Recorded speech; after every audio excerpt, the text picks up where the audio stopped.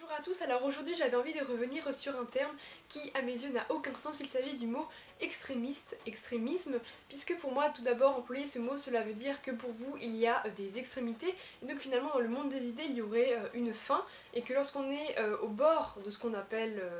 je sais pas, le segment des pensées, ceux qui sont à la fin ce seraient des extrémistes et ça finalement c'est se référer à une norme, à un milieu, donc quelque chose à laquelle on se référerait pour parler des autres idées alors que finalement tout pour moi est une question de conditionnement, de société, de... je sais pas comment exactement vous dire ça mais si vous voulez, nous aujourd'hui on considère par exemple que le véganisme c'est extrémiste parce que nous sommes dans une société où consommer des produits animaux et utiliser les animaux, les exploiter c'est quelque chose de normal. Et donc on va la mettre au milieu et on va se dire ah bah tiens, ceux qui ne vont pas consommer d'animaux, ils sont extrémistes, c'est bizarre. Bon, maintenant on commence à dire que les végétariens ça va, mais alors les végétaliens, oulala, quels extrémistes. Mais qu'est-ce que ça veut dire par exemple chez les Bishnoi, je sais pas trop comment on prononce, c'est un peuple qui est 100% végétalien, qui va nourrir les animaux orphelins au sein, qui vont partager ses récoltes avec les animaux, qui va vraiment prendre soin des arbres. Pour eux c'est absolument extrémiste de manger de la viande, de consommer les animaux,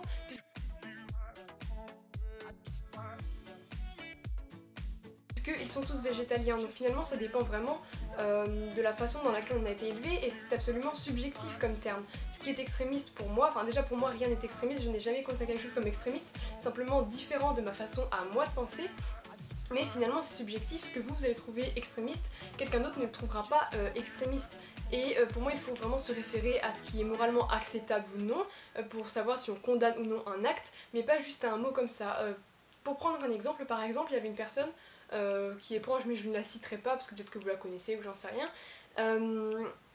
On parlait de Jean-Luc Mélenchon, voilà, de la politique, et donc je parlais de lui, tout ça, puis il connaissait pas, et puis après il m'a dit il est de quel parti, et j'ai dit qu'il était de l'extrême gauche, enfin c'est pas un parti, mais il est de quel bord politique, et tout de suite il m'a dit ah bah non, c'est pas quelqu'un de bien, extrême gauche et tout, alors qu'il ne connaissait pas du tout Jean-Luc Mélenchon.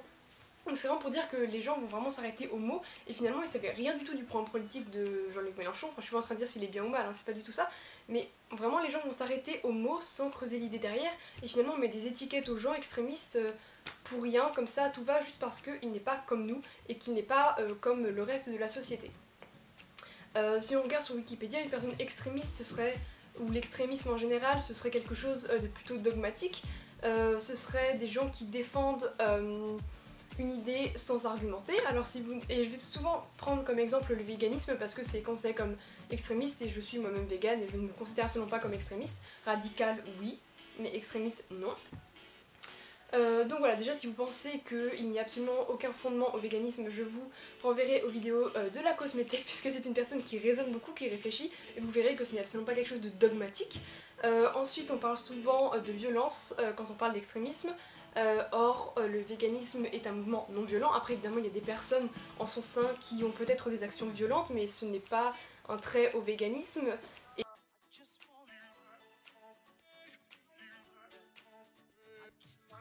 C'était juste pour vous dire qu'il y avait trois types de violence, la première étant la violence institutionnelle, donc celle qui va légaliser les dominations et les inégalités, c'est-à-dire que la loi est violente envers les animaux,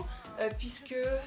on les exploite de manière institutionnalisée. Ensuite il va y avoir la violence révolutionnaire, donc celle dont on parle le plus, qui a simplement pour objectif d'abolir la première violence, puis il va y avoir la violence réactionnaire, donc celle qui va avoir pour but d'étouffer la seconde violence, et comme on peut le remarquer,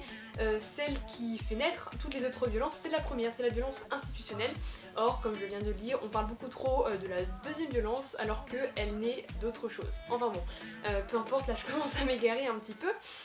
D'ailleurs, si vous trouvez un vegan ou un féministe ou peu importe qui violent, posez-vous aussi la question de pourquoi cette agressivité, pourquoi cette violence. Peut-être aussi que c'est parce que derrière, la réalité est très crue, très dure, très violente. Et donc forcément, sous la colère, on peut réagir avec impulsivité et peut-être du coup avec énervement, agressivité. Mais ce n'est pas forcément porté contre la personne en face, mais simplement contre cette violence collective envers un groupe d'opprimés ou peu importe autre chose. Et évidemment, un vegan doit se mettre à la place de l'omnivore, d'ailleurs place à laquelle il a sûrement très longtemps été, pour pouvoir le comprendre aussi, mais je pense que ça doit être fait dans le sens inverse aussi, où l'omnivore doit se mettre à la place du vegan pour comprendre ce qu'il peut ressentir aussi. mais je ne cautionne pas spécialement la violence, même si par exemple l'ALF, qui est un groupe terroriste, considéré comme terroriste, qui libère tout simplement les animaux, honnêtement je ne suis pas forcément contre, parce que je comprends pourquoi, et ils sont pas violents si vous voulez envers les êtres humains ou envers qui que ce soit en fait, ils libèrent juste les animaux mais c'est considéré comme du terrorisme. Enfin bref. Et enfin, d'après Wikipédia, ouais je sais j'ai des bonnes sources, la conspiration est une caractéristique de l'extrémisme. Alors si une conspiration végane, je n'en suis absolument pas au courant, et pareil pour toutes les autres choses que l'on taxe aux extrémistes, il y a rarement une conspiration derrière. Donc voilà,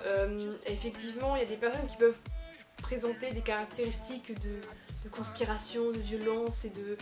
de dogmatisme, mais pour moi il en reste pour autant que extrémiste ça ne veut rien dire, qu'on utilise ce mot à tout va pour aucune raison. Enfin, dites-moi, enfin peut-être que, en fait, ça se trouve que ce que je dis c'est n'importe quoi, c'est juste ma façon de penser. Ça se trouve que en fait, extrémiste c'est un mot trop intelligent, je ne sais pas, mais vraiment si vous utilisez ce mot-là, dites-moi à quelle situation, dans quelle situation vous l'employez, pour désigner qui, pourquoi, je sais pas, parce que moi c'est un mot que je n'utilise pas, que je n'aime pas, mais peut-être que j'ai tort, alors je veux bien que vous me démontriez que je suis complètement dans le faux depuis le début de cette vidéo là. Donc voilà, j'espère que cette vidéo vous aura plu quand même si vous n'êtes pas du tout d'accord avec moi, et je vous dis à la prochaine vidéo. Bisous!